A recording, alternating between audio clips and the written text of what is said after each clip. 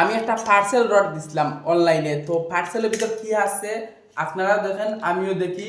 তো এটা আনবক্সিং করবো, আপনারা সাথে থাকুক আমার।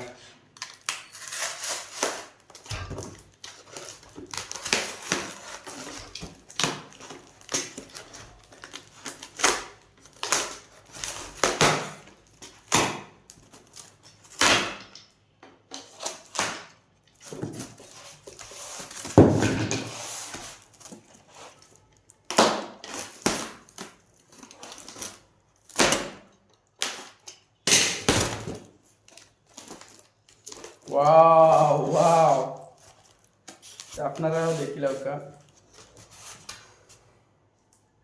রাধা মাধব, রাধা গোবিন্দের ছবি।